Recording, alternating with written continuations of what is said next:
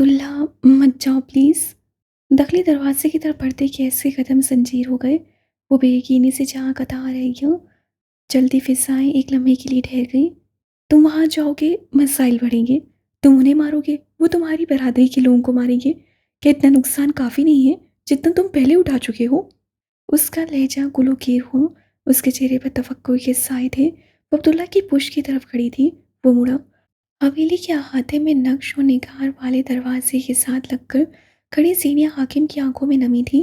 Gas का दिल पसीजा दरमियान ज़मीनी फासला था। वो उसके दिल तक रसाई हासिल कर चुकी थी।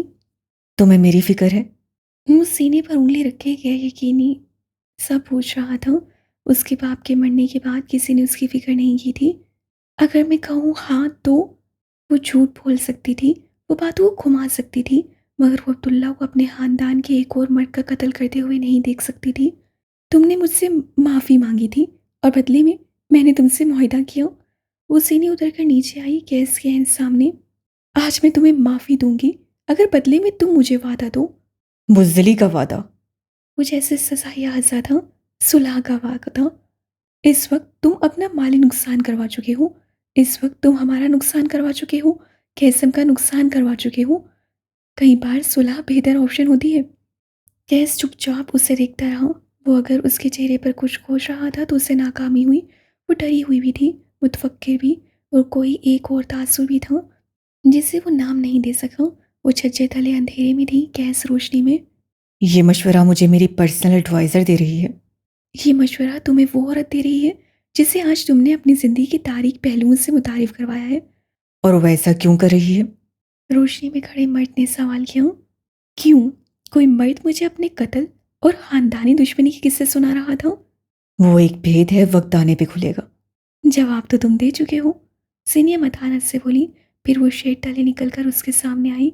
अब दोनों रोशनी में थे, जर्द रोशनी। अब्दुल्ला की हवेली और पूरे कद के साथ उसके सामने खड़ा अब्दुल्ला जमान। कई साल उससे ये मंजर ख्वाब में देखा था। आज वो ख्वाब हकीकत था। वो हाथ बढ़ाकर उसके खंगराले बालों को छूकर महसूस कर सकती थी। उसके साथ खड़े होकर उसका ऊंचा कद फख्र से देख सकती थी। सीनों पे बैठकर तारों को तकते हुए उसके साथ चाय पी सकती थी। अपनी खूबसूरती की तारीफ सुन सकती थी और उसे चंद अल्फाज कहकर सुरखरू हो सकती थी। मगर आज उसके दिल में ये ख्वाहिशें नहीं उठी थीं। आज अब्दुल्ला अपनी वक़्त खो चुका था। आज आसपास जंग छिड़ी थी। अब्दुल्ला और उसका साथ सुकून का हो ही नहीं सकता था। तुम मुझे कमज़ोर कर रही हो। उससे सीनिया की भीगी आंखों को देखते हुए शिकवा किया। मैं तुम्हें ताकत के असल मायने बता रही हूँ। इस वक्त तुम वहां जाओगे तो कुछ हासिल नहीं होगा। अपने कासिद भेजो और उनसे कहो कि तुम्हें इज्जत का बदला दे। वो तुमसे खौफ खाएंगे अब्दुल्ला। इस वक्त वो बेवकूफ़ी कर चुके हैं और तुम्हारे अंदर पलता बरसों के अलावा तुमसे भी बेवकूफ़ी करवा रहा है। तुम मत करो। मेरे बाबा कहते थे, औरत की अकल उसकी एड़ी में होती है। बाबा की मानूं या तुम्हारी? तुम्हें क्या लगता है? वो उसकी आंखों में आंखें डालकर बोली। उसकी ऊंची गर्दन, उसकी साहिर आंखें, कैसे निगाहें चुराई। आज उससे इतराफ़ किया। कोई सीनियर हाकिम से मिले और उसका हंसी ना हो। या तो उसके पास दिल नहीं, या फिर कम वक्त बकता है। तुम्हें क्या लगता है गैस? क्या मेरी अकल एड़ियों में है? इस वक्त मेरी हवेली की बैठक में मेरी बरादरी के कई मर्द बैठे हैं। उनके हाथों में असला है और मैं जाकर ये कह हूँ कि कोई जंग नहीं होगी, क्योंकि कैस गंभीर एक औरत की बात मान कर आया है। औरतों के नाम पे हमेशा जंगें हुई हैं। तुम पहली औरत होगी जो जंग रुकवाएगी। क्यों तारीख को बदलना चाहती हो? वो जैसे अफसोस से कह रहा हूँ। सच ये था कि वो यूं ही टका से इनकार उसे नहीं थमा सकता था। पसंदीदा औरत को मर्द की तरफ से बड़े प्रोटोकॉल हासिल होते हैं। तुमने मुझसे माफ़ी मांगी थी और मैं बदले में मुआहदा कर रही हूँ। तुमसे माफिया मांगने और मनाने को अभी जिंदगी पड़ी है। मुझे ये काम निपटा कर आने दो। वो उससे पुचका रहा था, फिर सीनियर ने उसे पलटते देखा। वो अंदर हवेली में जा रहा था। उसी लम्हे सीनियर के मोबाइल में कई पैगाम एक साथ आन वारिद हुए थे। टू टू टू। आवाज़ें नागवारी की हदूद को पार करते हुए उसके सर पे हथौड़े की मानी बरसने लगी। उससे हाथ में लिया मोबाइल ऊंचा किया। उसके व्हाट्सएप पे ढेर सारे मैसेजेस से नंबर गैर शनासा। गैर इरादी तौर पर उससे मैसेज खोला। वो किसी मसीह शुदा लाश की तस्वीर थी। एक अधचली गाड़ी की नंबर प्लेट थी और किसी आदमी के वर्ल्ड से बरामद होने वाली कुछ चीज़ें भी थीं। उसके सामान में उसका मोबाइल भी था। जिसकी स्क्रीन रोशन थी। तारीख, माँ और मालिक की तस्वीर। सीनिया ने वो तस्वीर देखी और वो सांस नहीं ले सकी। अगली तस्वीरों में ढेर सारे सबूत थे जो साबित करते थे बलाज यूसुफ मीर तकरीबन 7 माह कबल एक रोड एक्सीडेंट में मर गया था। वो नहीं जानती थी किस एहसास के तहत, मगर उसके कदमों से जान रफ्ता रफ्ता निकलने लगी। चेहरे से खून उछड़ गया और वो तेजी से सफ़ेद पड़ा कि कोई हद नहीं थी। उसके लब हल्के से वहाँ रह गए और आंखें वो पहले नम हुई, फिर पल पल बहने लगी। वो जानती थी ये सच है, ये सच ही होगा, वरना कोई इतने माँ मंजर से गायब नहीं रहता, कोई इतने माँ अपने इंतकाम को भूलता नहीं, कोई ब्लैकमेलर एक्स इतने माँ खामोश नहीं बैठ सकता। वो फ़ोन कान से लगाए एक हाथ में पिस्टल लिए जब बाहर निकल कर आया तो लम्हे के 1000वें हिस्से में उसके सर से आसमान गायब हो। ज़ीनिया आगे महाते के फर्श पर बैठी थी। मोबाइल छूटकर उसके हाथ से गिर गया था और उसकी आंखें उनमें आंसू थे। एक नज़र उस फर्श पर उस मोबाइल को देखते ही कैस समझ गया था कि क्या हुआ होगा। उससे करा कर आंखें भेजी। ये तमाम तस्वीर भेजने को उसने ही कहा था। उसका ख़्याल था कि जब वो सीनिया को अपने और अपने ख़ानदान के मुताल्लिक कुछ बातें बताएगा, तब यकीनन हज़म करना उसके लिए मुश्किल साबित होगा और उन्हीं कुछ घंटों में वो उसे बलाज की मौत के बारे में बता देगा। अपने शोहर की मौत का सुनकर उस पे जो कैफ़ियत तारी होगी, वो यकीनन काबिल तर्स होगी और उसके उसी कमज़ोर लम्हे में वो उसे सहारा दे सकता था।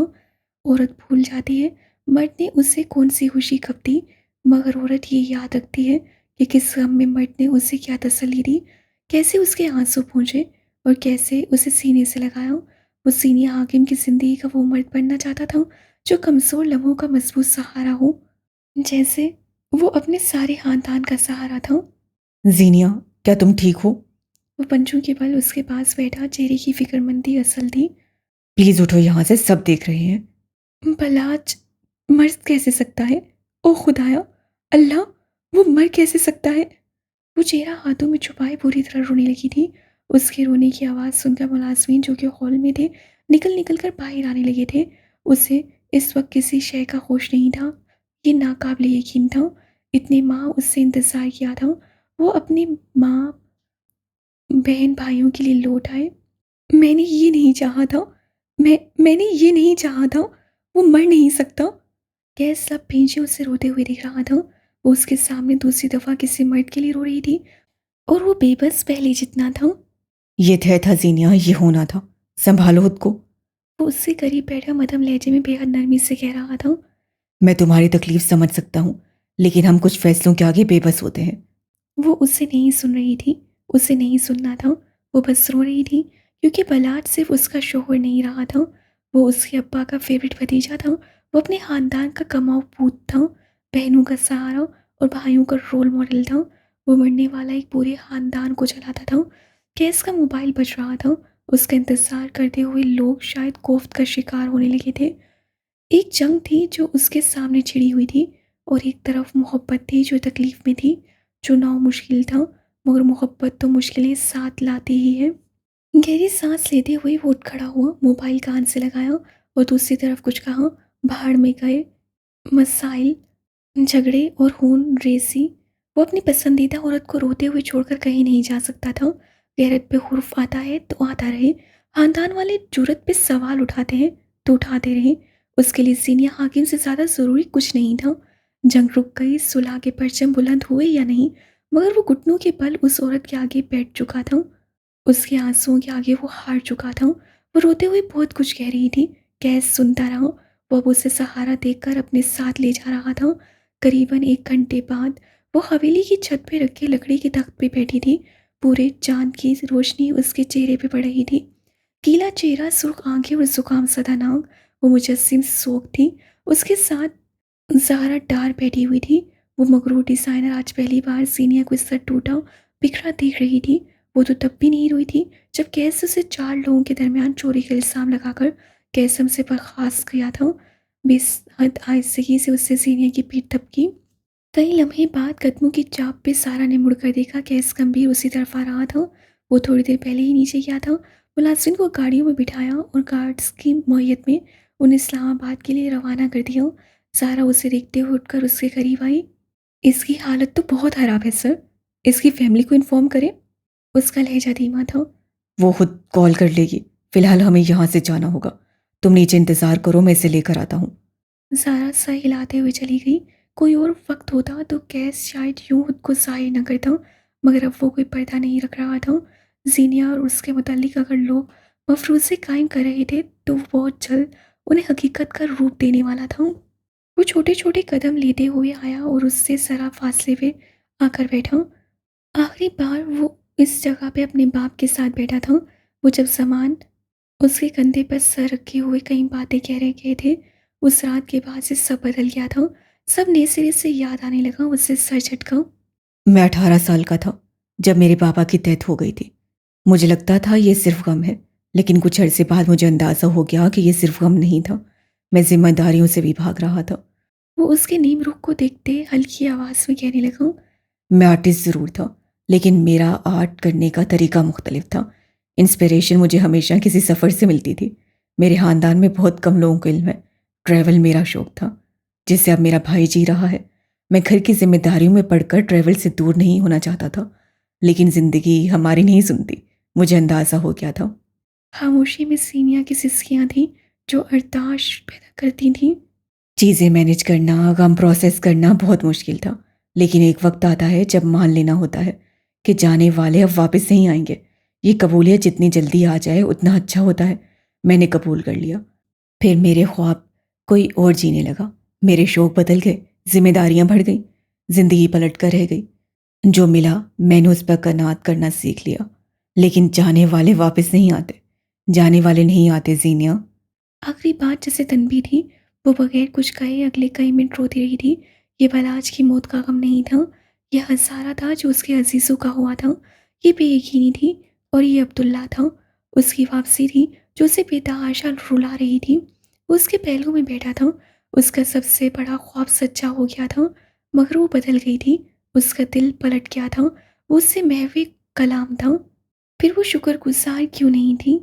कैसे कुछ कहे बगैर जेब से चंद टिश्यू निकाल कर उसकी तरफ बढ़ाए थे। वो थाम चुकी थी। चेहरा और आंखें खुश्क करके उससे टिश्यू वापस सख्त पे रखे। कैसे पानी की बोतल उसकी तरफ बढ़ाई, उससे बिला तरद्दुद थाम ली और लबों से लगाई। उससे ज़रूरत थी। बाहर लोग हैं अब तक?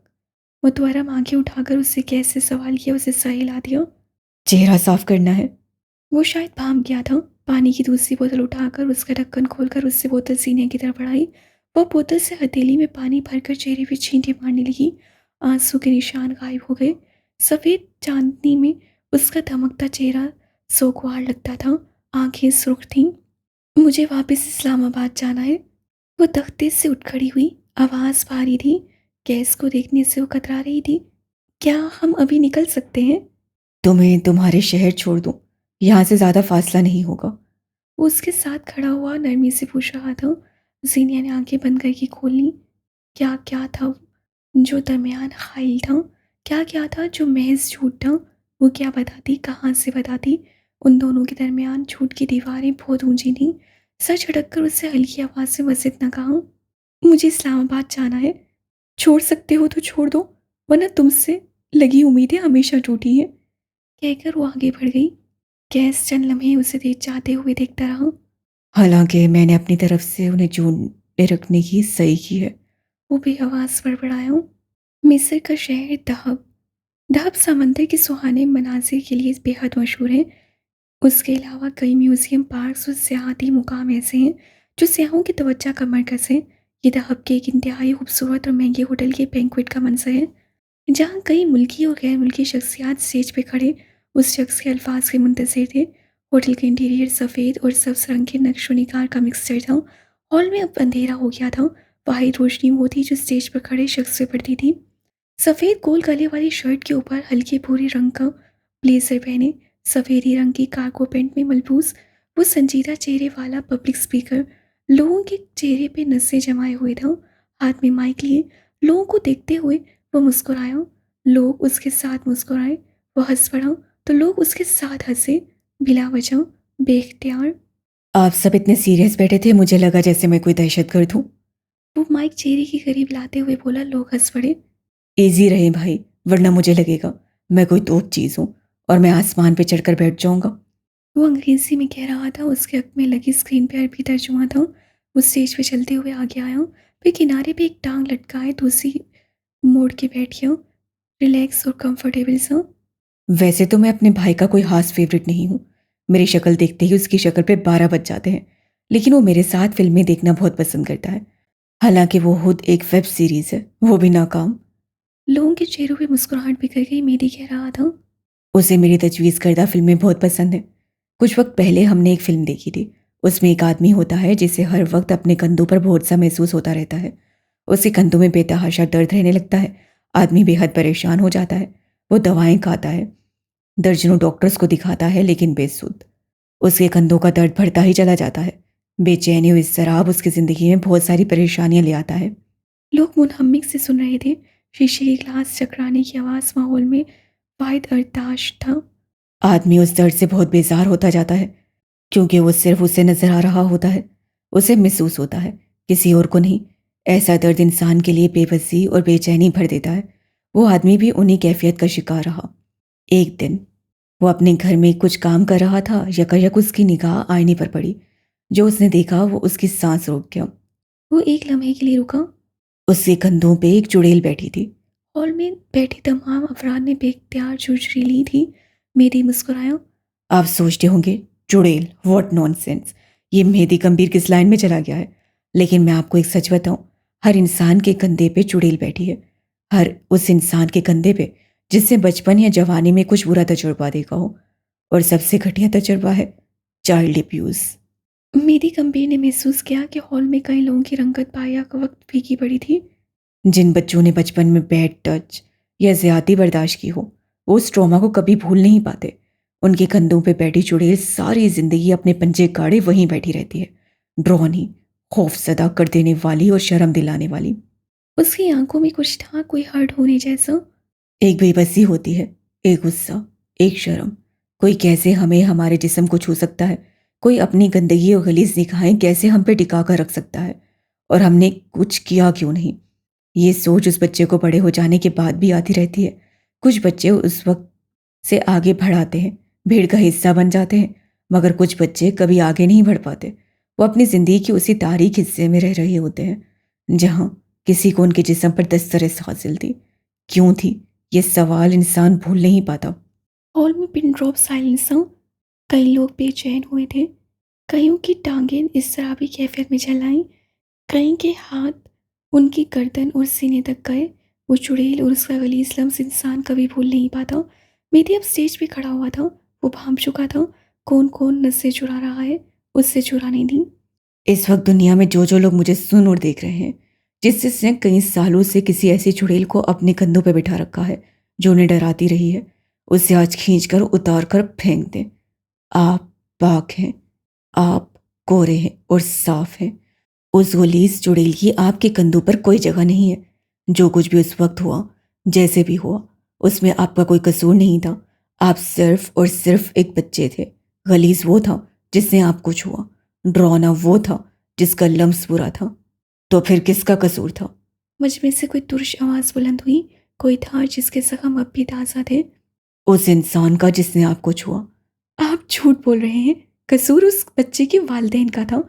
कसूर बच्चे के गार्जियन का था। अगर बच्चे का ख्याल नहीं रख सकते थे तो बच्चा पैदा क्यों किया। आवाज़ गीली और भारी थी।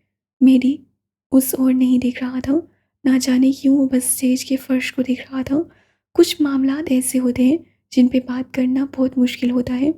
कसूर उस बच्चे के वालिदैन का नहीं था। उसे धीमी आवाज़ से टोका। कसूर था माशरे के स्टैंडर्ड्स का। वो स्टैंडर्ड्स जिनके तहत हमने अपने बच्चों को ऐसी बात नहीं करते कहना सिखा दिया। कसूर उस सोच का है जो हमने अपने बच्चों को थमाई जब हमने उनके साथ बैठकर विक्टिम ब्लेमिंग की। कसूर है लैक ऑफ कम्युनिकेशन का। अपने बच्चे की पढ़ाई लिखाई, खाना पीना, सोना, घूमना, हर शय का ख्याल रख लिया ना। कभी उसको बिठाकर ये पूछा कि आज उसने दिन में क्या किया। उसे इस दुनिया में कौन सा इंसान अच्छा लगता है और कौन सा बुरा। अच्छा क्यों अच्छा लगता है और बुरा क्यों बुरा लगता है। बच्चे शफाफ दिल के मालिक होते हैं। सच उनके मुंह से निकल ही आता है। और अगर इत्फाकन कोई बच्चा सच कह दे, तब हमारा मुआशरा उसे चुप करवाने की तगो दो में लग जाता है, क्योंकि बेइज्जती होगी। किस बात की बेइज्जती यार? कौन है ये इंसान? क्या इख्तियार है इनका? कौन है जो इनके दरमियान आपको इज्जत और जिल्लत दे सकता है? अल्लाह के अलावा कोई नहीं। फिर क्यों अपने बच्चे की सारी जिंदगी झोंक दी आपने? वो बोलते बोलते रुका। स्पॉटलाइट्स की रोशनी में उसके चेहरे पर तासुस साफ नजर आ रहा था। बच्चे अदाकार नहीं होते। अगर वो परेशान है तो उनसे पूछें क्यों है। वो नहीं बता रहे तो रात में उन्हें अपने पास सुलाएं। उनके सामने 3 से 4 कहानियां रखें। वो और देखें बच्चे का रंग किस कहानी पे उड़ जाता है। किसी दिन जब वो अपने ख्याल में हो उसे छू कर देखें। अगर वो बुरी तरह खौफजदा हो तब आपको मालूम हो जाना चाहिए वो किस सूरत हाल से गुजर रहा है। वो स्कूल नहीं जा रहा तो उससे वजह पूछें। वो बिला वजह रोता और उदास रहता है तो उससे वजह पूछें। वो किसी इंसान की कुर्बत से घबरा रहा है तो गौर करें। यह आपका फ़र्ज़ है। ये उस बच्चे का हक है। 9 माह तक जब बच्चा माँ के पेट में होता है तब सास, शोहर, माँ, ख़ानदान का हर दूसरा इंसान, दोस्त, सबके मुंह में एक ही बात होती है, फलां काम ना करना, बच्चे पे असर पड़ेगा। ये ना खाना, बच्चे के साथ ये हो जाएगा। 9 माह उसे इंतहाई निगहदाश्त में रखने के बाद जब वो दुनिया में आता है तब आप उसकी फ़िक्र करना क्यों छोड़ देते हैं? क्या तब वो आपकी औलाद नहीं रहता? तब उसके लिए हर खौफ क्यों ख़त्म हो जाता है? रोशनी का दायरा उसके साथ सफ़र कर रहा था। लोग उसके अल्फाज के रोब से मरूब होते चले गए। सब आंखों वाला मर्द अब भी अपनी बात समझा रहा था। किसी इंसान को यह हक मत दें कि वो महफिल में बैठकर आपके बच्चे की तालीम, रंग, कद या जहानत पे बात करे। आप बच्चे को मौज़ूए महफिल बनाते हैं और यहीं से बच्चा इत्मीनान खोता चला जाता है। वो आपकी नज़रों में परफेक्ट बनना चाहता है। अपने बच्चे को प्रिटेंड करना शुरू से सिर्फ आपने सिखाया होता है। परफेक्ट बनाते बनाते कब आप उसे अंधेरे में डाल देते हैं। किसी पेरेंट और गार्जियन को इल्म ही नहीं हो पाता। बच्चे से अगर छोटी छोटी बातें नहीं करेंगे तो वो आपसे बड़ी बड़ी बातें भी छुपाएगा। बाप का साथ और माँ की गोद बच्चे के लिए महफूज पनाह होती है। खुदारा अपने बच्चों को वक्त से पहले खुद से दूर ना करें। चलते चलते वो स्टूल के पास आया और उस पर बैठ गया। एक लम्हे के लिए भी उससे आंखें उन लोगों से नहीं हटाई जो उसे सुनने के लिए वहां मौजूद थे। चाइल्ड अब्यूज़ एक हसास चीज़ है। इससे गुजरने वाले बच्चे अपनी ज़िंदगी में जो सबसे पहली चीज़ खोते हैं वो इत्मीनान होता है। दूसरी चीज़ हुस्न-ए-शनासाई और तीसरी चीज़ अपनी कदर। और जो उन्हें मिलता है वो गिल्ट होता है, शर्म होती है, अपने माँ बाप गार्जियन से इख्तलाफात होता है। वो एक लंबा अरसा किसी पे यकीन नहीं कर पाते क्योंकि एब्यूज़र्स 80% बच्चे का करीबी शख्स होता है। स्टेज पे जाते वक्त वो लोगों की नज़रों से घबराता रहता है। किसी नई जगह पे वो अनकंफर्टेबल रहता है। ये वो बच्चा नहीं रहता जिसे 9 माह एक वीआईपी प्रोटोकॉल मिला होता है। और यही बेइत्मीनाई उसे वक्त से पहले आदम बेजार और एक मुश्किल इंसान बना देती है। आपको लगता है बस इतना ही, लेकिन असल नुकसान यहीं से शुरू होता है। मेहदी ने नफ़ी में सर हिलाया। किसी ने आकर उससे पानी की बोतल थमाई। वो शुक्रिया के साथ थाम चुका था मगर खोला नहीं। एक वर्नाबल बच्चा बड़ा होकर हर ताल्लुक को वैसा बनाएगा जैसा वो खुद है। उसे देखने और सुनने वाले कई लोगों की आंखों में किरचियाँ उभरी हुई थी। वो हर ताल्लुक, हर रिश्ते को बर्बाद करेगा क्योंकि वो हील नहीं हुआ, क्योंकि उसका ख्याल नहीं रखा गया। इसलिए या तो वो बहुत ज़्यादा ख्याल रखेगा या फिर वो अपने से जुड़े ताल्लुक का बिल्कुल कोई ख्याल नहीं रखेगा। और दुनिया से अगर बैलेंस ख़त्म हो जाएगा तो कुछ भी बाकी नहीं रहेगा। मेहदी ने गहरी सांस ली। ये गुफ्तगू उसका दिल थका रही थी।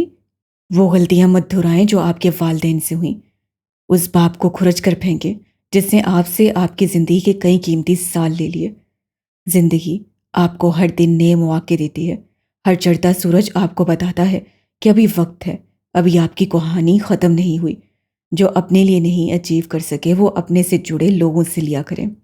हॉल में तालियां पीटी गईं। कई जख्मी दिलों पे उसके अल्फाज मरहम बनकर लगे थे। आज वो तकरीर देते वक्त सिर्फ लोगों के लिए नहीं बोला था। आज के बाद वो अपनी ज़िंदगी में अपने कंधे पर बैठी चुड़ैलें भी बालू से घसीट कर उतार फेंकने वाला था। उसके लफ्ज़ अब उसके लिए भी मरहम साबित होने वाले थे।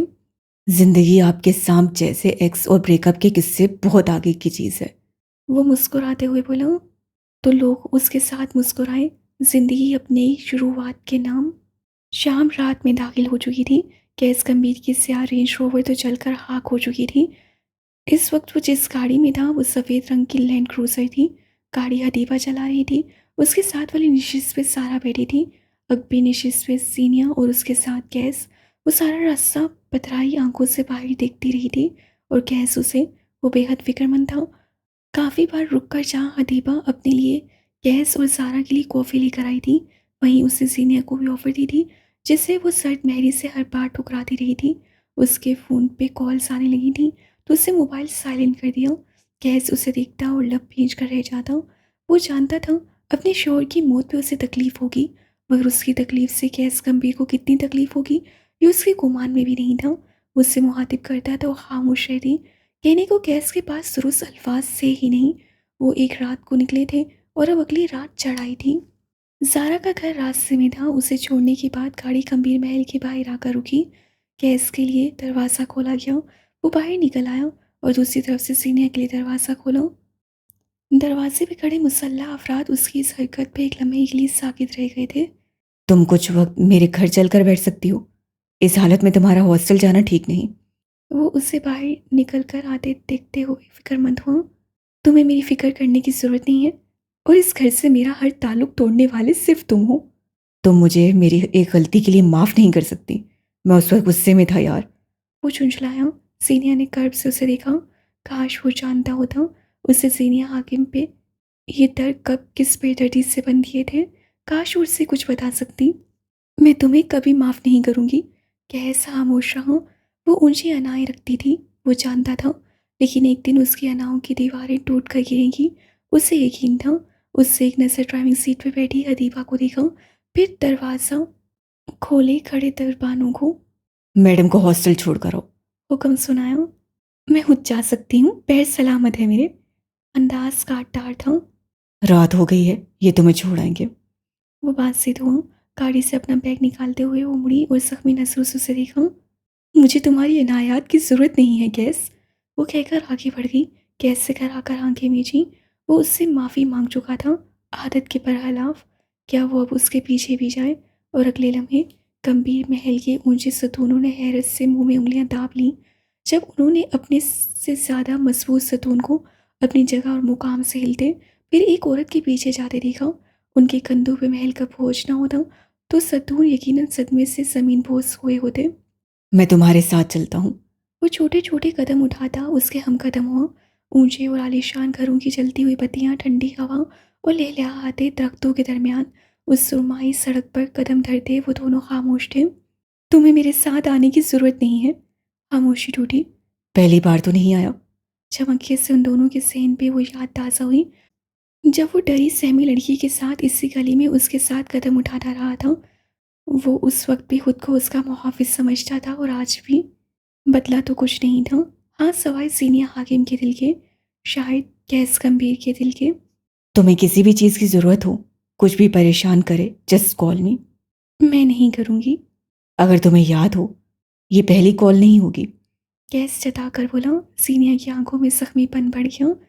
उन दोनों को वो रात याद थी जब बलाज ने उससे तलाक दी थी, और उसे सबसे पहला नंबर गैस गंभीर का मिलाया था। हाँ, ये पहली बार नहीं है, लेकिन तुम इस बार भी मेरे लिए नहीं आ सकोगे। जैसे उस रात नहीं आए थे, तुम कभी मेरे लिए नहीं आए। तंज के नश्तर उससे आंखों वाले मर्द के दिल को जख्मी कर रहे थे। किसी की मजबूरियां समझा करो यार। सीनिया मुड़ी। उसकी आंखें गुलाबी पड़ रही थीं। गैस को बुरा लगा। मुझे अपनी सफाइयाँ पेश मत करो। तुमने मुझे जलील किया। तुमने मेरी एक नहीं सुनी। तुमने सब बर्बाद किया, और अब मैं तुम्हें यह हक नहीं देती कि तुम विक्टिम कार्ड खेलो। तुम मेरे सामने ये ड्रामे नहीं कर सकते। बोलते बोलते उसकी आवाज़ एक बार फिर भर आ गई। कैसे एक बार फिर जेब से टिश्यू निकाल कर उसकी तरफ बढ़ाए। सीनिया ने उसके हाथ से टिश्यू लेकर उसके मुंह पे थे मारे।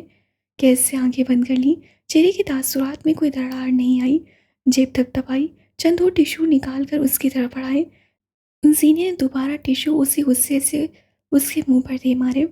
उसका बस नहीं चलता था। गैस गंभीर को गोली दे मारे। टिश्यू से मुझ पे असर नहीं होता। थप्पड़ ट्राई कर लो, या फिर मुक्का। क्या फराख दिली थी। मेरा दिल करता है मैं तुम्हें जान से मार दूँ। वो बेबसी और रंज की मिलीजुली कैफियत से चिल्लाई। तुम्हारा दिल करता है तो मार दो। उसकी आंखों में देखते हुए बेहद संजीदगी से बोला। सीनिया एक लम्हे के लिए रुक गई। उसे समझ नहीं आया कौन सी तकलीफ ज़्यादा है, कौन सा गम कहाँ आकर मार रहा था। अब्दुल्ला जमान उसके सामने था, उस शख्स के रूप में जिससे कई ताल्लुक निकलते थे। करे तो वो क्या करे, किस किस शय का बदला ले, किस किस तस्लील का हिसाब मांगे। वो वापस क्यों आया? तुमने अपने सगे मामू को कत्ल कर दिया, तुम कैसे इंसान हो? कैसे आसपास देखा, फिर सीनिया को देखा। कत्ल नहीं किया, कसास लिया। और अब तुम आते इस्लामाबाद को बता दो कैस गंभीर ने क्या किया है। वो खफा हुआ। तुम माफ भी कर सकते थे। इस मामले में तुम पे क्या हूं मैं। कंधे उचकाए। मैं तुम्हें कभी माफ नहीं करूंगी, मेरे सामने मत आया करो। तुम दुख में हो, वक्त लो। जीनिया कई लम्हे के लिए आंखों से मलाल से उसे देखती रही। ये उसका अब्दुल्ला नहीं था जिसके ख्वाब और तस्वुर उसे जिंदा रखते। ये वो शख्स नहीं था। वो कदम मोड़ चुकी थी। कैसे झुककर टिशू उठाए और अपनी जेब में उड़से वो उसकी तरफ देखे बगैर चल रही थी। कैस उससे 2 कदम के फासले पे चल रहा था। हॉस्टल का फासला यूं भी ज्यादा नहीं था। गेट के करीब उससे सीनिया को आवाज देकर रोका था। अगर तुम्हें कभी भी किसी भी वक्त मेरी ज़रूरत हो तो कॉल मी। इस बार तुम्हें मायूसी नहीं होगी। अपने कंधे पे बैठी खानदान नामी चुड़ैलें मैं उतार चुका हूँ। चौड़ी तारीख गली में वो उसकी तरफ पुश किए हुए थी। बाजू सीने पे बांधे घुंघराले बालों वाला मर्द लहजे में बस मुखलिसी लिए हुए था। तुम्हारे मामले में बहुत कुछ हो सकता हूँ, लापरवाह नहीं, अनापरस्त नहीं। मुझे ये सब क्यों बता रहे हो? पता नहीं। उससे कंधे उचकाए। जो बता रहा हूँ सच है, तुमसे झूठ नहीं बोले जाते। तुम भी मत बोलना, वरना मैं वो इंसान बन जाऊंगा जिसे तुम पहचानती भी नहीं होगी। ये धमकी है? किसी दूसरे के लिए धमकी, तुम्हारे लिए इल्तिजा। जरा से तवक्कुफ के बाद वो फिर बोला। मुझे तुम्हारी फिक्र रहेगी। उससे आहिस्ते से इजाफा किया। सीनियर ने मुड़कर उसे देखा। वो कई लम्हे देखती रही। क्या वो इस शख्स को बताए वो उससे कितने हसारे कर चुका है? वो बेखबर आदमी चंद लम्हे उसकी तरफ से किसी जवाब का मुंतज़िर रहा। जब वो कुछ नहीं बोली वो और आगे बढ़ गई तो कैसे उसके अंदर जाने का इंतज़ार किया। फिर गर्दन उठाए वो बैल्कनी की तरफ देखता रहा। चंद मिनट बाद सीनियर के कमरे की बत्तियां जल उठी। खटपट शुरू हुई और अब वो गहरी सांस से ही पलट रहा था। हाँ, एक बार जेब थपथपाकर टिश्यू पेपर्स की मौजूदगी ज़रूर चेक की थी। चंद मिनट बाद वो घर वापस आ गया था। थकावट ऐसी थी कि जोर जोर दुख रहा था। लॉन पार करते हुए हॉल में आते ही उसे एक बार फिर कोफ्त हुई। मकसूद, बख्तियार, अनीसा और मीरा सब वहाँ जमा थे। तुम्हें क्या ज़रूरत थी वहाँ जाने की? मीरा की आवाज़ बुलंद हुई। वो लोग तुम्हें नुकसान दे सकते हैं, तुम क्यों नहीं समझते हो? बेवकूफ़ी की कोई हद होती है कैस। बख्तियार ने मलामत की। हम आपके लिए बहुत परेशान थे भाई। हवेली से फ़ोन आया है, तब से हम सब यहीं आपका इंतज़ार कर रहे हैं। अनीसा रो देने के करीब थी। मैं बिल्कुल ठीक हूँ, जो कुछ करूँगा वो भी सोच समझ कर करूँगा। फिलहाल मुझे आराम करने दे। रसान से कहते वो अंदर की तरफ बढ़ गए। मकसूद पुरसोच नसों से जाते हुए देखते रहे। कैस उन्हीं की नसों से हाइफ होकर यहाँ से गया था। कमरे में आकर उससे ब्लाइंड्स हटा दिए। बाहर से बत्तियों की हल्की रोशनी आ रही थी। आजकल रोशनी अच्छी लगने लगी थी। वॉक इन क्लॉसेट के अंदर जाते हुए उसका लिबास जितना मैला और मिट्टी मिट्टी था, वापसी भी वो उतना ही साफ लिबास पहनकर बाहर आया। बेड पर बैठे हुए बेख्तियार उसका हाथ दाने दराज सक गया। उसकी नींद की दवाइयाँ फिर वो रुका। हाथ वापस खींच लिया। एक लम्हे के लिए उसकी आंखों के आगे कोई और मंजर छा गया था। उस रोज़ इस्लामाबाद भीग रहा था। इमारतों की रोशनियों से फिसलकर सड़क पे पहुंचा देते कतरे हर लम्हे अपनी वक़्त खो रहे थे। कैसम की भलाई मंजिल पे वाक़या कैस गंभीर के ऑफिस की तरफ आऊं तो वहाँ एक सर्द जंग छिड़ी थी। तुम मुझे थेरेपी के मशवरे दे रहे हो, हालांकि ज़रूरत तुम्हें है। वो सुर्ख चेहरा लिए दबे दबे गुस्से से बोली। साथ मेज पर रखे प्रिंट आउट्स उठाए। कैस जो उसे किसी काम के गलत होने पर सख्त सुना रहा था, ठहर कर अजनबी नजरों से उसे देखे गया। तुम मुझे उस रात का ताना दे रही हो। एकदम उसके अंदर की मुहाफिज पर्सनैलिटी जाग गई थी। सीने के चलते हाथ एकदम साकित हुए। तुम मुझे मेरी जहनी बीमारी का ताना दे रही हो। मैं ताना नहीं मशवरा दे रही हूँ गैस। तहमुल से कहते हुए उसे कुर्सी संभाली। उस रोज़ जो कुछ मैंने देखा वो नॉर्मल नहीं था, और वो सब सिर्फ एक दिन के लिए नहीं था। दिमाग इंसान के जिस्म का सबसे ज़रूरी हिस्सा होता है। अगर उसके साथ कोई मसला है तो ये मसला पूरे जिस्म को असरअंदाज करता है। तुम अपने ऊपर जितना चाहे परहेज चढ़ा लो, अंदर से तुम एक जहनी मरीज हो जिसके साथ पेचीदगियां हैं, और ये ठीक हो सकती हैं अगर तुम चाहो। हो गया तुम्हारा, नाउ गेट आउट। सुर्ख चेहरे के साथ वो सबसे बोला। अगर किसी इंसान को बुखार हो तो उसे सर दर्द भी होने लगता है। उसके जिस्म से तवानाई नुचड़ कर रह जाती है। चेहरा सर्द पड़ जाता है और जुबान जायका खो देती है। यही हालत दिमाग की किसी बीमारी के साथ भी होती है। बस फ़र्क ये है कि बुखार खुद को छुपा नहीं सकता, जबकि दिमाग किसी हद तक एक अदाकार होता है। मैं तुम्हें कोई ताना नहीं दे रही, मैंने महज़ एक मशवरा दिया है, ले लो या फिर छोड़ दो। वो कुर्सी छोड़कर उठ खड़ी हुई। मेरे पास इन सब चीज़ों का वक्त नहीं था। गैस झुंझलाहट से बोला। कई बार इतना मसरूफ़ होता था कि खाना खाना भी एक इजाफी काम होता था। मेरे हरीफ मेरी नाकामियों की ताक में थे। मैं अगर किसी ज़हनी मर्ज़ के पीछे भागता तो ज़िंदगी हाथ से निकल जाती। मेरे ख़ानदान का क्या बनता? मशवरे देने सबको आते हैं। तुमने मेरी ज़िंदगी नहीं जी। वो तल्ख हुआ। तुम पे सबसे ज़्यादा हक तुम्हारा है, मुझे आज तक किसी ने ये नहीं बताया ना। क्योंकि तुम हर बताने वाले को कहते हो गया, नाउ गेट आउट। गैस बिला इरादा गर्दन झुकाकर हंस पड़ा। कोई मिस्याही करे तो उससे लड़ा मत करो, अपना इलाज करवाओ, अब भी बहुत वक्त है। सोचूंगा। वो बहुत देर बाद मुबैम अंदाज से बोला। आज हाल में एक गहरी सांस हवा के सपोर्ट करते हुए वो बेड पर गिरने के अंदाज में लेट गया। आंखें बंद की तो कुछ ख्यालों ने सहन पे दस्तक दी। वो उसे सोचे क्या, उसे याद किए क्या, उसका रोता चेहरा, गीली आंखें याद आती तो दिल बेचैन हो जाता। उससे हाथ बढ़ाकर अपना मोबाइल उठाया और अदीबा को कॉल मिलाई। चंद सेकंड्स के अंदर लाइन मिल गई थी। तुम घर पहुंच गई हो? जी, आप उसे छोड़ाए, अब आप ठीक हैं? तुम्हें ये पूछना चाहिए क्या वो ठीक है? अदीबा खामोश रही। कैस जानता था वो जीनिया को कुछ खास पसंद नहीं करती। वो रो रही थी हबीब। मुझे बहुत बुरा लगा। उसे सुस्ती से टाइप किया। क्यों? वो जब रोती है तो मुझे बुरा लगता है, जब किसी और के लिए रोती है तो और बुरा लगता है। वो मेरी है तो उसके एहसास भी मेरे होने चाहिए। वो कोने के बल दराज हो। वो हंसे तो मेरे साथ, रोए तो मेरे लिए। क्या आप सिर्फ इतना चाहते हैं? इससे थोड़ा ज़्यादा। वो रोती है तो मेरे पास सलासे के लिए सिर्फ अल्फाज का हक होता है। मेरे पास लम्स का इख्तियार होना चाहिए ना। उसके लहजे में कुछ था कि अपने फ्लैट का दरवाज़ा खोलकर अंदर दाखिल होती अदीबा ठटक गई। वो अब उससे मज़ीद कुछ कह रहा था और वो सुन रही थी। उन दोनों को छोड़कर हॉस्टल की तरफ आऊँ तो ज़ीनिया हाकिम एक अजीब चेहरे के साथ अपने कमरे में दाखिल हुई। शेज़ल जो बत्तियाँ जलाने से बहुत बुरी तरह बदमज़ा हुई थी और कुछ कहने लगी, मगर ठहर गई। कुछ था जो उससे खटक गया था। अपने बेड की तरफ आते हुए उससे जूते उतारे, दुपट्टा खींचकर गले से निकाला। उसकी आंखें अब खुश्क थीं, चेहरा सपाट। वो रो चुकी थी। अब बस। ज़ैनब, शेज़ल ने धीरे से पुकारा, तुम ठीक हो? वो जवाब दिए बगैर बत्तियां बुझाते हुए लेट गई। चादर सर तक डाल ली। शेज़ल ने कई अल्फाज को वापस धकेला। उसकी दोस्त इस चेहरे के साथ वापस नहीं आई थी जिसके साथ वो गई थी। कुछ भेद जब खुलते हैं तो इंसान के लिए प्रोसेस मुश्किल होता है। यूं जैसे भारी दरवाज़ा हो और उसके पार यादों का एक रेला हो। दरवाज़ा खुल जाता है तो रेला बाहर आ जाता है। यादें और तकलीफ़ें आस पास बिखर जाती हैं।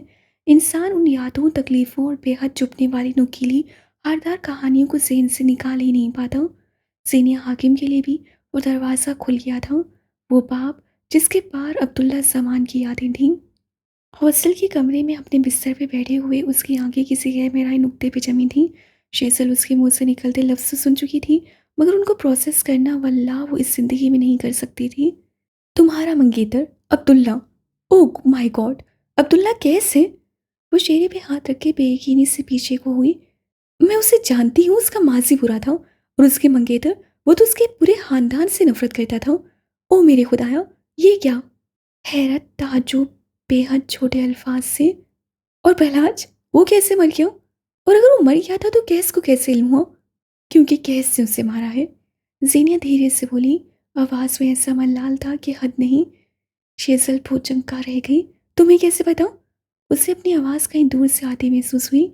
समातों में कोई और फिक्रा गूंज रहा था। शोहर मर भी सकते हैं, यू नेवर नो।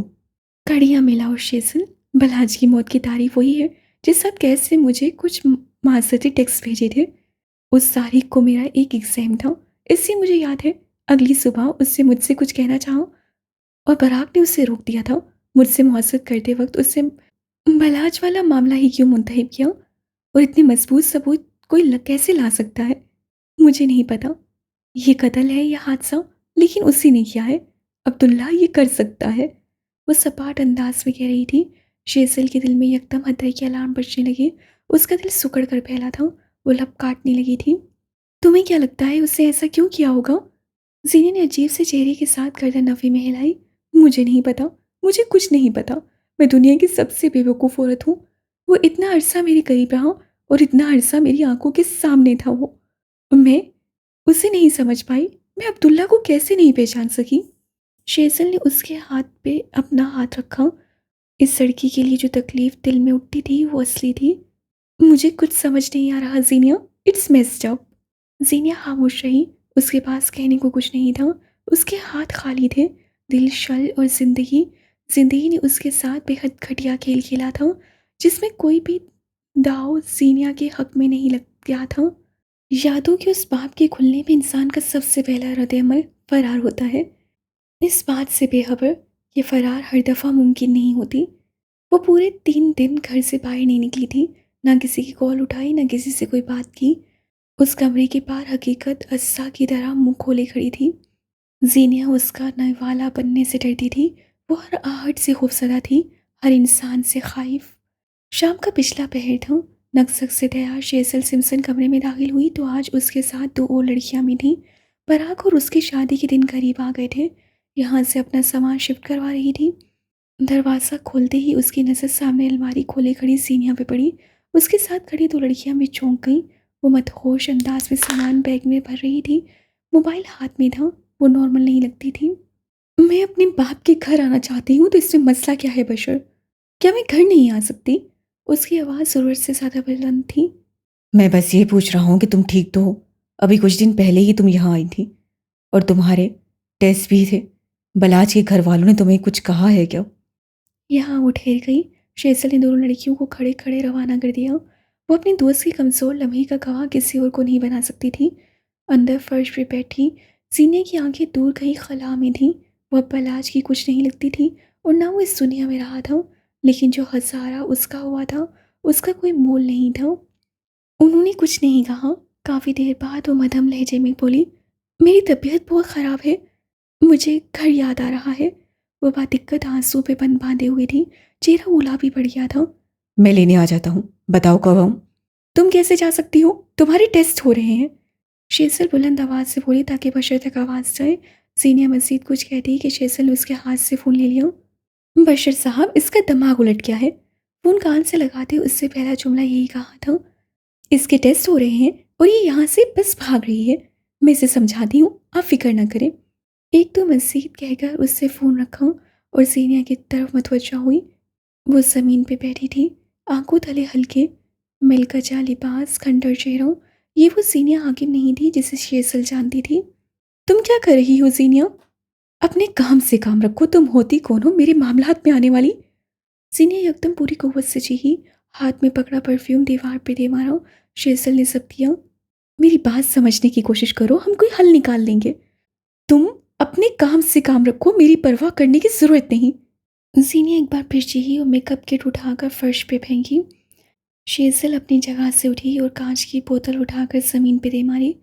चीज़ें तोड़ना तुमसे बेहतर जानती हूँ। आवाज़ तुमसे ज़्यादा बुलंद है मेरी, और परवाह मुझे मेरे बाप की भी नहीं होती। तुम्हारी करना छोड़ दी तो तुम्हारा ही नुकसान होगा। वो चबा चबा कर अल्फाज अदा कर रही थी। शादी है मेरी एक माह के बाद, और यहाँ तुम्हारे साथ झक मार रही हूँ सिर्फ इसलिए क्योंकि परवाह है तुम्हारी। तुम ये सब छोड़कर कहीं नहीं जाओगी सीनिया। 1 साल की इन्वेस्टमेंट तुम ज़ाया नहीं कर सकती। उसका अंदाज कतई था। तुम ये सब इसलिए कह रही हो क्योंकि तुम अब्दुल्ला को नहीं जानती। मैं और मेरा ख़ानदान उसे जानते हैं। सीनिया दुरुस्ती से बोली, वो आदमी अपने सगे मामों का कत्ल कर चुका है और ये उसका आखिरी कत्ल नहीं होगा, मैं जानती हूँ। उससे बलाज को भी मारा है। तुम्हारे पास कोई सबूत नहीं है? अब्दुल्ला के मुतालिक मुझे सबूतों की ज़रूरत नहीं होती मिस सैमसन। वो मेरी रूह से जुड़ा है। मुझे उसके मुतालिक इबाहम हो जाते हैं। वो मार देगा, वो सबको मार देगा। वो हाथ उठा उठाकर दीवानगी से कह रही थी, तुम अपनी मौत से खौफज़दा नहीं लगती? शेज़ल उसकी आंखों में कुछ खोजते हुए बोली। सीनिया की आंखों में कुछ डर आया था। वो मेहदी को मार देगा और मैं ये नहीं होने दूंगी। अब के उसका लहजा धीमा पड़ा। शेज़ल उसे देख कर रह गई। क्या शय थी मोहब्बत? कैसे, कब, कहाँ निहत्था करके मारती थी, इल्म भी नहीं हो पाता था। वो 2 कदम आगे आई। शीशा पूरी तरह उसके पैर में घुप गया था। वो मुझे मार देगा। जिस दिन उससे इल्म हुआ कि मैंने उसे छोड़कर बलाज को चुना, वो मुझे मार देगा। उसकी आंखें झलक पड़ी, उसे सिसकी ली। मैं मरना नहीं चाहती। ये ज़िल्लत की मौत मुझे नहीं मरना। इससे मेरा कोई कसूर नहीं था। मैं तो उससे वफ़ादार थी। फिर मेरे साथ ये सब क्यों हुआ? इस सब में मेहदी का कोई कसूर नहीं था। वो उसे भी सज़ा देगा। मेरा एग्ज़ाम है, मैं पास हो जाऊँगी, मुझे नौकरी मिलेगी। इस सब के दरमियान वो कैसे आ सकता है? वो लाचार लगती थी। वो तुम्हें नहीं मारेगा। शेज़ल ने उसका हाथ पकड़ा और उसे कंधों से थामकर बेड पे बिठाया। वो तुम्हें नहीं मारेगा। आंखों में आंखें डालकर यकीन दहानी करवाई गई। उससे लगेगा मैंने बेवफाई की है। वो बेवफाई माफ़ नहीं करेगा। वो नफ़ी में सर हिलाने लगी। शेज़ल ने आंखें बंद करके खोली, फिर उसका पैर उठाकर अपने घुटने पे रखा। वहाँ शीशा खुब चुका था, खून बह रहा था। अगर तुम कोई आम औरत होती तो वो वाकई माफ़ ना करता। उससे शीशा 2 उँगलियों के दरमियान पकड़ा। लेकिन तुम, उससे ज़ेनिया की आंखों में देखा। तुम गैस गंभीर की पसंदीदा औरत हो। शीशा खींचकर निकाला गया, मगर ऐसा ही एक तेज सा शीशा ज़ेनिया हाकिम के दिल में बेबस हो गया था। उसे तुमसे मोहब्बत हो गई है, जिसके लिए वो मर भी सकता है और मार भी। उससे ज़ेनिया के चेहरे की तरफ देखा। आह खुदाया, वो चेहरा अजीब सदा सा था। वो शेज़ल को जिन नज़रों से देख रही थी, उसका दिल कट कर 2 हिस्से हुआ। अगर इस मोहब्बत में कोई एक काम नहीं कर सकता तो तुम्हारी जान लेना है। ज़ेनिया सांस नहीं ले सकी, पलकें नहीं झपक सकी। वो उस वजूद को नहीं मार सकता जो उसके जीने का ज़रिया है। वो तुम्हारा मुहाफ़िज़ है और सयाद भी। मुबारक हो, तारीख की सबसे पेचीदा मोहब्बत। सुनहरी आंखें साकिन थीं। 23 साल इंतज़ार में खुशफ़हमी ये भी थी कि अब्दुल्ला उसका है। वो कितना ज़ालिम था, कहाँ लाकर कैसी मौत मार रहा था। कोई सीनिया हाकिम के दिल से पूछे, जो इस वक्त बंद हो गया था। शल साकित। फिर एक लम्हा आता है जब इंसान उन तमाम यादों, तकालीफ, महरूमियों को एक जगह इकट्ठा करता है। टूटा दिल और लरज़ते बदन के साथ उसके सामने आकर बैठता है, फिर पूछता है, बताओ कौन है बहादुर, तुम या मैं? और इंसान के सामने कोई और मखलूक कभी नहीं टिक सकती। यूं दर्द फरार होता है, मसाइल गायब, तकालीफ कम। मसाइल से निकलने के लिए उनकी आंखों में आंखें डालना ज़रूरी होता है। कोई 2 हफ्ते बाद शेज़ल उसे अपने साथ उस घर में लाई थी जो बराक और उसका घर होने वाला था। सफ़ेद रंग का वो बंगला अफसुर्दा था, ज़ेनिया हाकिम की आंखों की तरह। मतल्ला अबरलूद था। बेलकुनी की रेलिंग से टेक लगाकर बैठी सीनिया कहीं दूर देख रही थी। उसके सामने बैठी शेज़ल लैपटॉप पे कुछ चीज़ों के ऑर्डर दे रही थी। वो सीनिया का ध्यान बटाने को उसे यहाँ ले आई थी। जब उससे कैमरा तोड़ा तब मैं बराक के साथ उससे मिलने गई थी। उसे स्क्रीन खटक से गिरा थी और सीनिया को देखकर कहने लगी, तब उससे मेरे सामने इतराफ़ किया था। मैं तुम्हें बताना चाहती थी लेकिन मैं डर गई। मैं तुम्हें तकलीफ़ नहीं देना चाहती थी। वो मज़ाक कर रहा होगा, उसे तो मालूम है उसकी एक मिंगेतर है। उसका गला भारी हो, कोई उसका इंतज़ार करती रही है। वो शहर की चकाचौंध में उस सीने को कैसे भूल सकता है? वो सीरियस था ज़ेनिया, यानी मेरा सारा इंतज़ार खाक था। वो हंस पड़ी, कर्बनाक दिल को चीरती हंसी। जिस शख्स के लिए मैंने आधी दुनिया को रद्द किया, उस कमबख्त में वफा भी नहीं थी। तुम उसके बारे में क्यों सोच रही हो? क्या तुम उसके पास वापस जाना चाहती हो? मैंने उसे अपनी ज़िंदगी के इतने कीमती साल दिए, वो मेरे साथ ऐसा कैसे कर सकता है? यकीन एक छोटा लफ्ज़ है, लेकिन कर लेने में सदियां लग जाती हैं। मैंने उसके लिए क्या नहीं किया? उसके बारे में मत सोचो। उससे तुम्हें इतने साल इंतज़ार की सूली पे लटकाए रखा। वो अब्दुल्ला है। ज़ेनिया ने उससे कई दफ़ा बगैर कहे माफ़ किया है। वो अब भी बाहर देख रही थी। उससे तुम्हें जलील किया, तुम्हारे बार बार बुलाने पे वो नहीं आया। वो अगर एक बार बैठकर मुझसे कहता वो मजबूर है, मैं अनायत छोड़ देती। उससे कहा क्यों नहीं? उससे तुम्हें तुम्हारे नाकर्दा गुनाहों की सज़ा दी। उसका मसला तुम्हारे अब्बा से था। वो तुम्हें हर दफ़ा छोड़ता रहा है। उससे और उसके ख़याल ने मुझे कंफर्ट भी तो दिया है। अब्दुल्ला के साथ लेन देन के मामले नहीं रखे मैंने। अब्दुल्ला उसकी ज़िंदगी में वापस आ गया था और उसके लिए यकीन करना मुश्किल था कि अब्दुल्ला उसके दिल को नहीं धड़काता था। ये उसकी इनायत नहीं थी जो वो बयान कर रही थी। ये उसकी अब्दुल्ला और उसके ताल्लुक़ में की गई एफ़र्ट्स थी जिन्हें कोड़ी किया गया। ये वो तावीलें थीं जो उससे खड़ रखी थीं और आज सब मिट्टी मिट्टी हो रही थीं। वो सीनिया हाकिम का गरूर खाक कर चुका था। वो तुम्हारी पहुंच से बहुत दूर है। दसरस में वो कभी रहा ही नहीं।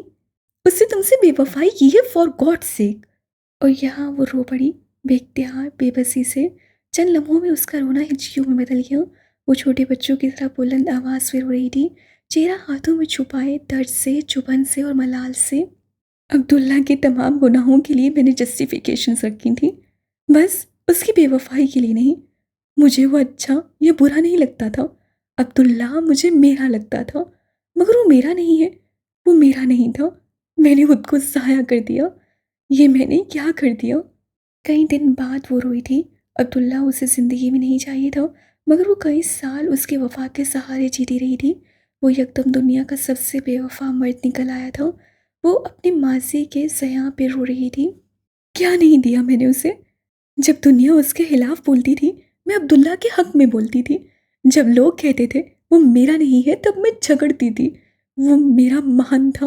अगर किसी औरत ने अब्दुल्ला को तख्त देना था तो वो मैं थी। ये तुमने क्या कर दिया अब्दुल्ला? हिचकियाँ, आंसू, तकलीफ। सीनिया हाकिम को आज तक इतना दर्द कभी नहीं हुआ था। काफ़ी देर वो बुलंद आवाज़ में रोती रही, बोलती रही और फिर रोती रही। फिर खुद ही चुप होकर ग्रिल से टेक लगाई और आंखें मूंद ली। चेहरे पे आंसुओं के निशान जम गए थे। दिल के निशानों का किस्सा फिर सही। क्या तुम उसे दोबारा माफ़ करना चाहती हो? वो वही अब्दुल्ला है जीनिया। वो खामोश रही, चुप, बिल्कुल चुप। अगर तुम उसके पास वापस जाना चाहो तो रात से निकल सकते हैं। मैं नहीं जाऊंगी। अंदाज तो टोक था। अब्दुल्ला एक लंबा अरसा पहले मेरे सामने अपनी वक़्त खो चुका था, लेकिन अब उससे मिलकर उसकी जानिब की कहानी सुनने की चाह भी नहीं रही। उसे मलामत नहीं करनी, बेवफाओं से कोई गिला नहीं होता। उसे माफ़ न करने की कोई वजह? वो बस जानना चाहती थी। मैं दूसरी अमीना बेगम नहीं बन सकती, वो कतियत से बोली। मेरे बाप की बेवफाई मेरी माँ ने बर्दाश्त कर ली थी, मैं नहीं करूँगी। वो मेरे लिए अपनी अना तक नहीं छोड़ सका। अगर उसे मुझसे मोहब्बत होती तो वो छोटे ड्रामे ना करता। उससे अपने किए भी कोई शर्मिंदगी है? नहीं।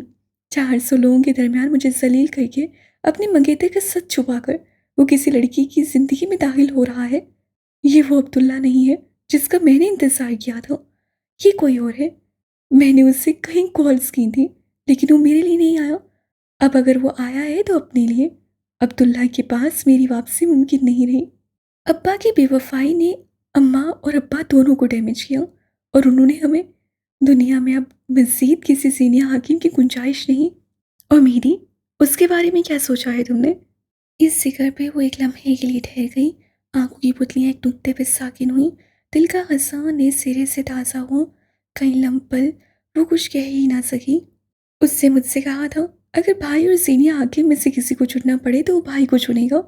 मैं उसे चुनाव का मौका दिए बगैर उससे अलग होना चाहती हूँ। नॉट अगेन यार। शेसल झुंझलाई। उसका यहाँ कोई कसूर नहीं है। मेरा क्या कसूर है जो मैं एक एबनॉर्मल जिंदगी गुजार रही हूँ? वो उसकी बात काट कर तुंदेज से बोली, मेरी पूरी जिंदगी बर्बाद हो गई है, और अब भी तुम्हें लगता है मुझे लोगों के साथ नाइस रहना चाहिए? मैंने हमेशा एक अच्छी शादी की ख्वाहिश की थी, लेकिन अब मज़ीद नहीं। इसी ख्वाहिश के पीछे मैंने खुद को अब्दुल्ला से जलील करवाया, भलाज के लिए बाउंड्रीज तोड़ी, और मेहदी के लिए दी नाइस सीनियर हाकिम बनने की कोशिश की। अब बस बहुत हो गया। अच्छी शादी का ख्वाब मेरे कंधों पे बैठी चुड़ैल है। मैं आज़ादी चाहती हूँ। तुम हर दफ़ा अपनी अनाओं और जिद के पीछे लोगों को छोड़ देती हो। तुम इस ट्रॉमा डंप की आदी हो। शेसल ने मलामत की। तुम्हें जो समझना है समझो, लेकिन ये सच है कि मेहदी को मेरे छोड़ने से फ़र्क नहीं पड़ेगा। उससे बैल्कोनी की चिकनी फर्श पे रखा अपना मोबाइल उसकी तरफ किया। उसका इंस्टाग्राम खोलो और चेक करो, बहुत खुश है वो। दिन में यूं भी 100 से ज़ायद लोगों से मिलता है। उससे क्या परवाह कौन सीनियर हाकिम। अगर वो तुम्हारे लिए ट्रैवल छोड़कर आ जाए, कोई अफसाना होता तो ऐसा ज़रूर होता। वो कहकर उठी और बाहर निकल गई। उससे जवाब नहीं दिया। अगर से हाथ छोड़कर आ गया तो? उसका आज कैसम जाने का कोई मूड नजर नहीं आता था। अव्वल तो उससे घर के मुलाजिम को झाड़ पिलाई, फिर अपनी निगरानी में सफाई करवाई। सासों वाली खसलत यूनों। पौधों को पानी दिया, उनकी कांट छांट की, फिर एक भारी सा देसी नाश्ता किया। लेकिन अभी भी महज सुबह के 9 बजे थे। उससे कोफ्त होने लगी। ये वक्त गुजर क्यों नहीं रहा था? उसके अगले कदम अब अपनी स्टडी की तरफ बढ़े। मुलाजमीन उसे ठहर कर देखते थे। काई सब्ज रंग की बैगी शर्ट और खाकी पैंट में बालों को बिखेरे, पैरों में नर्म स्लीपर्स पहने। आज वो अच्छा खासा वक्त घर पे गुजारना चाहता था। और सास के घर होने से कौन सी बहुएं भला खुश हुई हैं? स्टडी के अंदर कदम रखते ही वो छुरछुरी लेने पे मजबूर हो गया। एसी की ठंडक ने सारे को अपने हसार में लिया हुआ था। उसने स्विच बोर्ड पे हाथ मारकर बत्तियां जलाईं तो उससे एक और झटका लगा। मीरा सोफे पे आड़ी तिरछी लेटी हुई थी। मोबाइल उसके हाथ से छुटकर नर्म रग पर गिरा हुआ था। गैस आगे आया, उसके कंधे को हल्का सा झुंझोड़ा तो हड़बड़ा कर उठी। वह हरासा नजरों से आसपास देखा। Relax, it's me, relax. Meera ने ख्वाब दीदा आंखों से उसे देखा। वो फ्रेश लगता था। उसके चेहरे पे फिक्र का कुछ शाइबा तक नहीं था। गोया कुछ रोज कभी कुछ हुआ ही ना था। जाओ फ्रेश होकर आओ, हम कॉफ़ी पियेंगे। वो उससे नजर मिलाए बगैर आसपास बिखरी किताबें समेट रहा था। मोहब तुम्हें कॉल्स करता है, तुमने बताया नहीं। उसे काफी देर तक अपनी जगह से न उठते देखकर वो धीरे से बोला। अगर तुम उससे बात करना चाहती थी तो मुझे बता देती। वो किताबें उठाते सीधा हुआ शिकायती नजरों से मीरा को देखा। तुम्हें मुझसे चीज़ें छुपानी नहीं चाहिए थी। तुम्हें कैसे पता चला? उसकी आवाज बैठी हुई थी। तुम्हारे मुतल्लिक मुझे इल्हाम होते हैं मीरू। वो एसल से बात करना चाहता था। मैं यहाँ एसल के साथ आई थी। मैं काफ़ी देर उसकी कॉल का इंतज़ार करती रही। फिर मेरी आंख लग गई। एसल यही थी, वो कहाँ चली गई? उससे बिला वजह लंबी वसाहत दी। एजल तुम्हारी बेटी है लेकिन अपने मामू भी गई है। किसी को उससे बात करनी होगी तो इंतज़ार नहीं करवाएगा, वो जानती है। मैं फ्रेश होकर आओ फिर बात करेंगे। वो अब भी उससे देखे बगैर उसकी बात काट कर बोला। मेरा सुसरोए से अपनी जगह से उठी गई। बालों को ढीले चूड़े में बांधे वो बाहर निकल गई। कोई 15 मिनट बाद वो धुले धुलाए चेहरे और ढीले ढाले लिबास में वापस आई थी। तब तक गैस आधी किताबें रैक से उतार चुका था और अब फर्श पे ढेरों किताबों का ढेर जमा हो गया था। छोटी शीशे की मेज़ पे नाश्ता रखा था, जैसा वो खुद करके आया था, बिल्कुल वैसा ही नाश्ता। मुझे यकीन नहीं आता कि मैं तुम्हारी साफ सुथरी स्टडी में बैठकर नाश्ता करूंगी और तुम्हें हार्ट अटैक नहीं आएगा। कभी कभी मैं अपने बाएं कंधे वाले फरिश्ते को ज़रा सुकून देना चाहता हूँ, इसीलिए ऐसे इनायत करता रहता हूँ। वो किताबों को कपड़े से साफ कर रहा था। तुम्हारी फरिश्तों से ऐसी अकीदत देखकर मेरी आंखें भर आईं। मीरा मुस्कुराकर कहते हुए मेज से गिर फर्श पर बैठ गई। गैस बगैर कुछ कहे किताबें साफ करता रहा। वो नाश्ता करती रही। गैस उससे हल्की फुल्की बातें करता रहा। जब वो सैर होकर खा चुकी तब गैस से पहला सवाल दागा। तुम मोहब से क्यों डरती हो? वो चंद लम्हे खामोश रही, फिर आहिस्ते से कहा, डर मुख्तलिफ किस्म के होते हैं। वो बात करने को तैयार थी। तुम्हारा डर किस नौयत का है? उसके हाथ में अब सुर्ख रंग के सरवर्क वाली किताब थी, एक मशहूर जर्मन लिखारी की किताब का पहला एडिशन। जिल्लत का डर। जब मैं उसका फ़ोन नहीं उठाती तब वो इज्जत को अप्रोच करता है और अगर कर ले तो उसको मेरे हवाले से भड़काता है, मुझे गालियाँ देता है। और वो कहते कहते रुकी, अपनी उंगलियों पर चिकनाई देखी। और उससे किताब के अंदर नीली रोशनाई से लिखे नोट को पढ़ा। बेख्तियार कोई पुराना दोस्त याद आ गया और उससे कहता है, मैं एक घटिया औरत हूँ जो अपने साहबका आशिक के पास रहने के लिए गई हूँ क्योंकि मेरा दिल मेरे शोहर से भर गया है। कैस की मुस्कुराहट लम्बे भर को गायब हुई। वो किताब हाथ में लिए साकित रह गया।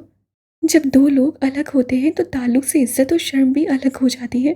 मुहब मेरी बेटी को मुझसे पसंद कर रहा है, मुझे उससे जिल्लत का डर है। तुम्हें मुझे बताना चाहिए था मीरा, मैं क्या तुम्हारे लिए इतना नाकाबिल एतबार हूँ?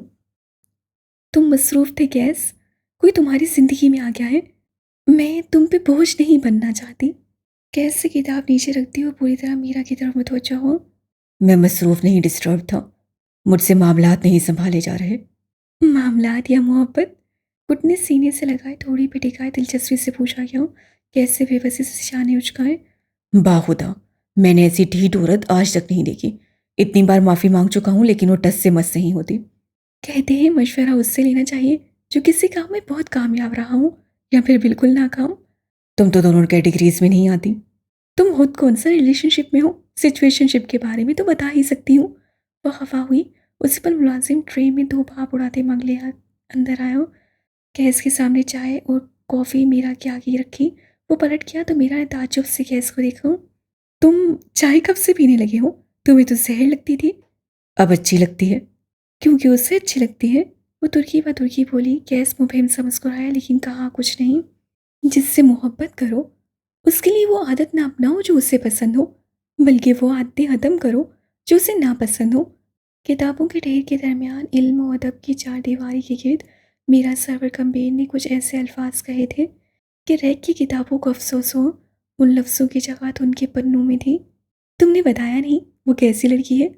मुझे देख लो, मुझसे मिलो, फिर उसे देखने और उससे मिलने की तमन्ना नहीं रहेगी। वो मेरी सोलमेट है। तुमसे नाराज़ क्यों है? उससे कॉफ़ी का मग लबों से लगाया। मैंने गुस्से में आकर उससे बदतमीजी कर दी थी, हालांकि वो उसी की हकदार थी। लेकिन अब उसका दिल रखने के लिए माफ़ी मांग ली, जो कि मैं नहीं मांगता। मेरा चंद पल नासमझी से उसे देखती रही। गैस उसकी नसों से चिल्लाया। तुमने कहा तुम दोनों सोलमेट्स हो, फिर तुम्हें क्या लगता है वो माफ़ी और कवर अप नहीं समझ सकती? किताबों के दरमियान बैठे गैस की रंगत फीकी पड़ी, मगर उससे हार नहीं मानी। वट औरतें मर्दों को बहुत कुछ माफ़ कर देती हैं। मारपीट, गालम गलौज, जिल्लत और उससे भी बड़ी बड़ी चीज़ें। औरत ये काम दो सूरतों में करती है। एक मजबूरी, जो कि मुझे नहीं लगता तुम्हारी सोलमेट में होगी, और दूसरा उसका पसंदीदा मर्द। तुम उसके पसंदीदा मर्द हो। मेरे अलावा कौन हो सकता है? इस गुफ्तगू में पहली बार गैस को अपनी तरफ से लॉजिक गायब होते महसूस हुई।